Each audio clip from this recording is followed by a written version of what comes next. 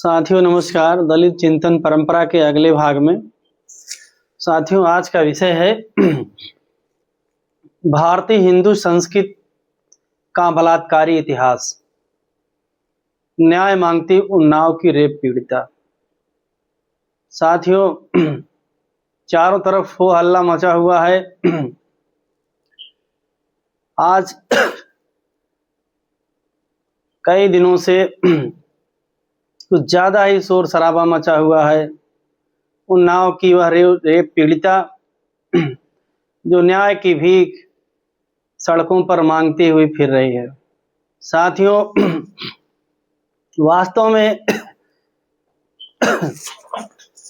ये जो बलात्कार की जो परंपरा है, ये परंपरा भारतीय संस्कृति के मूल में निहित है और उस मूल की मैं आज चर्चा करने वाला हूँ। भारतीय हिंदू संस्कृति परंपरा में साथियों संस्कृत का तात्पर्य वह रीति रिवाज और परंपराएं हैं जो एक पीढ़ी से दूसरी पीढ़ी में हस्तांतरित होती रहती हैं।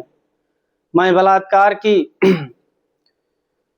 उस समस्या के मूल बिंदु पर चर्चा करता हूं। इसके मूल में हजारों वर्षों से चली आ रही वह स्वामी और दास की परंपरा है जो हमारे समाज में अति प्राचीन है, जिसमें हिंदू धर्म हिंदू संस्कृति की बेमिसाल भूमिका रही है।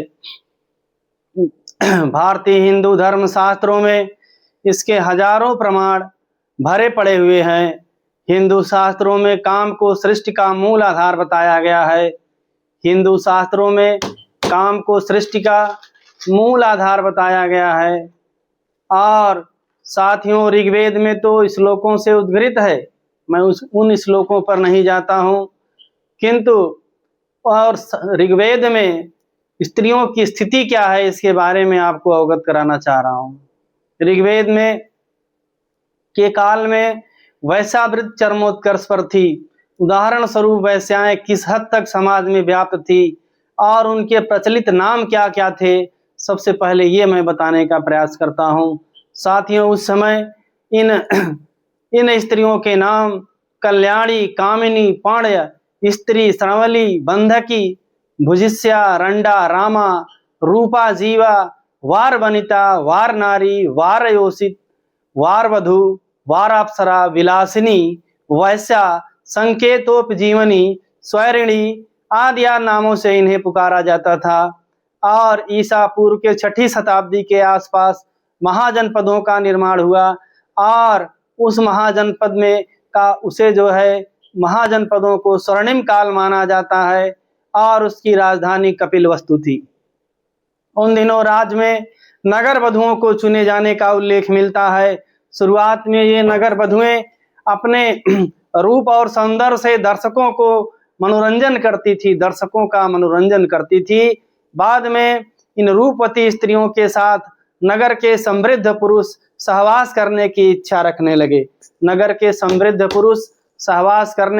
रखने लगे, जिसके बदले में वे उन्हें कोई कीमत देने लगे। इस तरह गणिकाएं धीरे धीरे वैश्याओं में परिवर्तित हुई और ये स्त्रियां धन और पण्य देकर प्राप्त की जा सकती थी।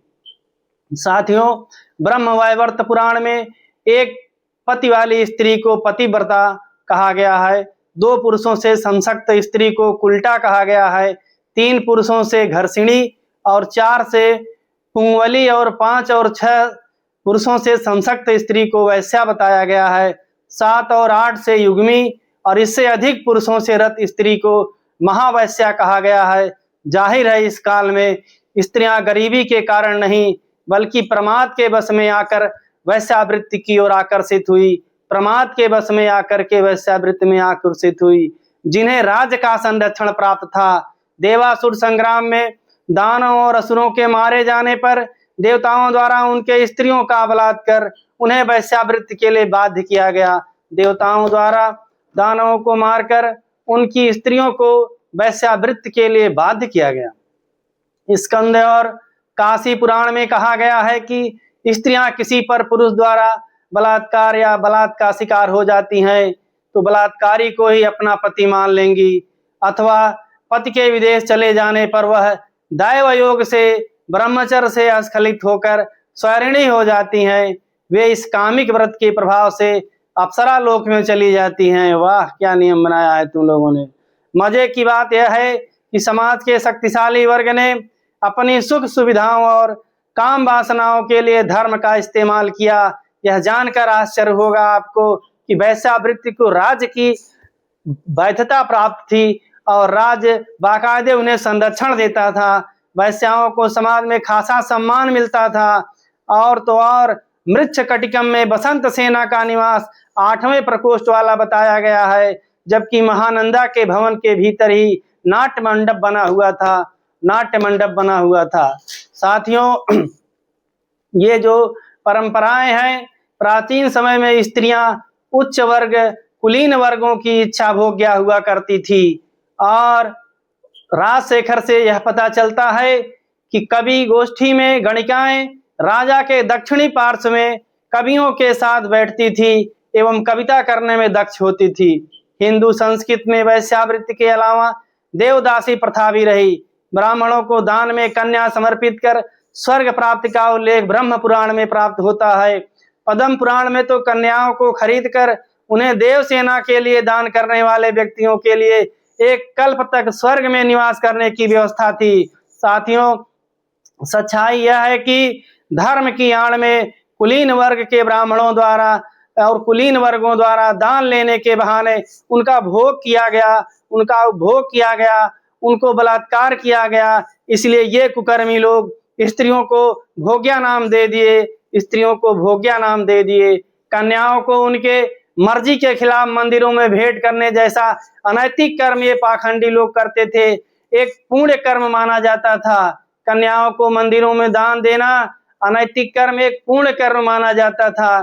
धर्म पुजारियों और मंदिरों में यह प्रजा आज भी जोगनी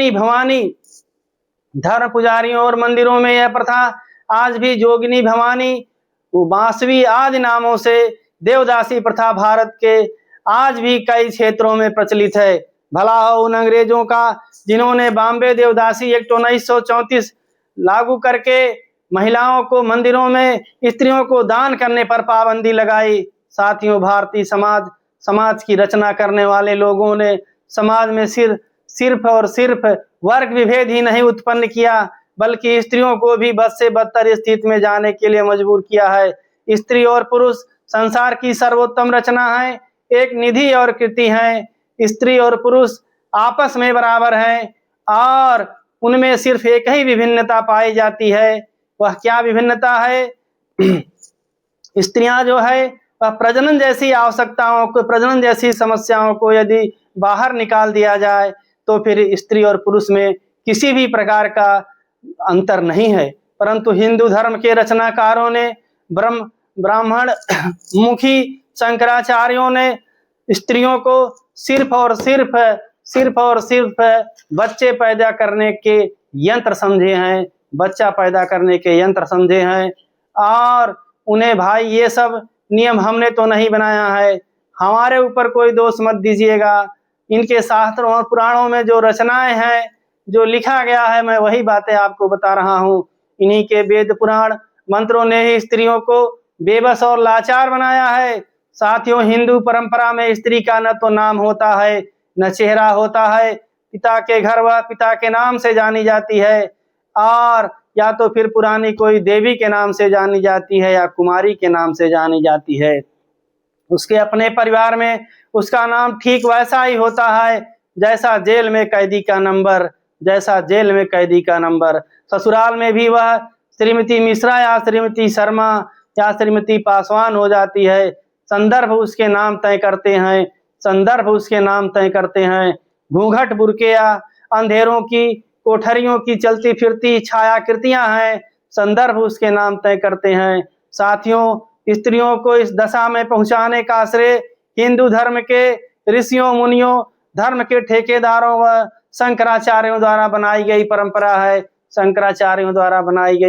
है। खैर, मैं मुद्दे पर आता हूँ। साथियों, दलित पिछड़े आदिवासियों के साथ ब्राह्मणों ने स्त्रियों को भी दलित की श्रेणी में रखा है, उनका निरंतर शोषण किया है। और आप लोग बताइए, हजारों वर्षों से धर्म के नाम पर तमाम प्रथाओं द्वारा स्त्रियों का शोषण वाले हिंदू धर्म के ठेकेदार, झंडा बरदार, भगवा झंडा वाले लोगों की संस्कृति में ही उनके रगों में समाई हुई ये व्यवस्था है। ऐसे लोगों को धर्म की अफीम पी करके आप लोग उनको सत्ता सौंप दिए हो, तो ये जंगली लंपट हजारों सालों से स्त्रियों का शिकार करने वाले क्या अपना शिकार करना बंद कर देंगे? क्या अपना शिकार करना बंद कर देंगे? साथियों, हमें यह जानना होगा कि यह देखना है कि देखियो, अभी तो कुछ एक छोटी सी वानगी आपके सामने है। बाबा राम रहीम, आसाराम बापू, नारायण स्वामी, स्वामी चिन्मयानंद, इच्छाधारी भीमानंद आदि आदि हजारों की संख्या है जो ये पकड़े गए लोगों की संख्या है, जो स्त्रियों को बलात्कार करना उनका जन्म सिद्ध अधिकार समझते हैं। साथियों, ये तो पकड़े गए लोगों की संख्या हजारों में ही है, लेकिन बाकी के धार्मिक ठेकेदारों की संख्या करोड़ों करोड़ में है। और यह तो हद तब हो जाती है जब भारतीय हिंदू संस्कृति के वाहक भारतीय जुमलेबाज पार्टी का धाकड़ एक जो जिलाध्यक्ष हाईवे पर ही न्यूटन के गति के सिद्धांत का प्रतिपादन कर देता है। साथियों, दलित, पिछड़े, आदिवासी, अल्पसंख्यक भाइयों, हमारा देश एक लोकतांत्रिक देश है। जब लोकतंत्र पर मनुवादी धार्मिक रीति रिवाज, धार्मिक परंपराओं, कृत्य को प्रभावी होंगे तो निश्चित ही आपकी बहन बेटियां या स्त्रियों का बलात्कार होगा। यदि आप विरोध करेंगे तो आपको भी हत्या कर दी जाएगी, मार दिया जाएगा, जैसे उन्नाव के बेटी के परिवारजनों के साथ किया गया है। साथियों, उन्नाव रेप पीड़िता भी उसी सामंती व्यवस्था का शिकार हुई है, उसी सामंती व्यवस्था का शिकार हुई है, और जो हजारों हजार वर्ष से चली आ रही है। साथियों, सबसे बड़ी वानगी तो यह है, गौतम ऋषि की जो पत्नी अहिल्या है, वह जो है भेष बना करके रात्रि में जाता है, और गौतम ऋषि की पत्नी को ही वह क्या करता है, इंद्र जो है उसका क्या करता है, उसका बलात्कार कर देता है। साथियों, ये उनके खून में भरी हुई चीजें हैं। साथियों, आपके पास एक तगड़ा हथियार है, जो आपके पास संविधान है, जिसके चलते आप अपनी बात को रख पाते हैं, आप अपनी बात को साहस से रख पाते हैं। और मैं उस उन्नाव की बहादुर बेटी को, उस जाबाज शेरनी को हृदय से हौसला अफजाई करता हूँ, जिसने सब कुछ उजड़ जाने के बाद भी हार नहीं मानी, जिसके माता पिता सारे परिवार समाप्त कर दिए गए हो और पूरे परिवार को मृत्यु के घाट उतार दिया गया हो, जिसका पूरा घर, पूरे सदस्यों की मौत की नींद सुला दिया गया हो, निश्चित ही वह बहादुर माँ की बेटी है, बहादुर माँ की बेटी है, जिसने अपने आवाज को बिना डरे हुए बुलंद किया है। निश्चित ही वह करोड़ों करोड़ भारतीयों के हृदय में उसने अपना घर बनाया है। और इस भारत माँ की बेटी के लिए करोड़ों करोड़ भारतीयों को इकट्ठा हो जाओ के लिए एक सलाह देता हूँ कि आप करोड़ों करोड़ दलित, मजदूर, कमेरा भाई, अल्पसंख्यक सभी इकट्ठे हो जाओ और संगठित हो जाओ और भारतीय जुमलेबाज पार्टी को नस्त नाबूद कर दो, नस्त नाबूद कर दो। यही जुमलेबाजों की फौज ही बलात्कारी है, यही जुमलेबाजों की फौज ही बलात्कारी है, और यही लोग बलात्कारी हैं, इनकी पूरी फौज ही बलात्कारी है। और तो और आपको जय श्री राम के नारों में ये भ्रमित करते हैं, जय श्री राम, जय श्री राम, जय श्री राम का नारा लगा करके आपको धर्म का अफीम पिला देते हैं और आप भ्रमित हो जाते हो। साथियों, भ्रमित मत होना, भ्रमित मत होना। तुम कौन से राम की बात करते हो? वह राम जो अयोध्या का राजा था, राजा राम जिसने शूर्पणखा की नाक कान काट लिया, उसे घायल अवस्था में, मृत अवस्था में छोड़ दिया था। चौंको नहीं कि देवता दानवों के खेल में मत फंसना। तुम असत्य और सत्य में फर्क नजर करो और सत्य और असत्य को पहचानो। इनकी नजरों में तुम लोग दानव हो, तुम लोग दानव हो। दानव कोई काला चिट्टा या विकराल रूप वाला व्यक्ति नहीं होता है, बल्कि भारतीय व्यवस्था में बहुजनवादी असंख्य जो लोग हैं, यही उनके नजरों में दानव हैं, यही उनके नजरों में दानव हैं। और ये लोग, इन दानवों का वध करना इनके लिए इनका जन्म सिद्ध अधिकार है। इसलिए तुम किसी राम के नारे में मत फंसना और किसी राम के नारे में मत फंसना। ये किसी राजा राम का नारा लगाएंगे, राम को भगवान बना करके उस नारे में तुमको फंसाएंगे। आजकल तुम लोग उस नारे से भ्रमित हो रहे हो। वही राजा राम जो अपनी पत्नी को जंगल में छोड़ दिया था और उसे आत्महत्या करने के लिए मजबूर कर दिया हो। इसलिए उस जय श्री राम के नारे में मत भ्रमित होना, उस जय श्री राम के नारे में मत भ्रमित होना, उस जय श्री राम के नारे में मत भ्रमित होना। तुम्हारा नारा है जय श्री राम नहीं है, तुम्हारा नारा जय श्री राम नहीं है। साथियों, करोड़ों करोड़ बहुसंख्यक जनता की, दलित कमेरा पिछड़े आदिवासी भाइयों का नारा है जय संविधान, जय संविधान, जय संविधान, जय अंबेडकर, जय अंबेडकर, जय अंबेडकर, जय भीम, जय भीम, जय भीम। साथियों, हमारा विचार कैसा लगा? आप लोग हमें लाइव, सब्सक्राइब और शेयर अवश्य करिए और उन्नाव पीड़िता के लिए आप सभी लोग दिल से जो है उसका उसे सहयोग प्रदान करें, ऐसी मेरी अभिलाषा है। इसलिए साथियों, जय भीम, जय भारत, जय भीम, जय भारत।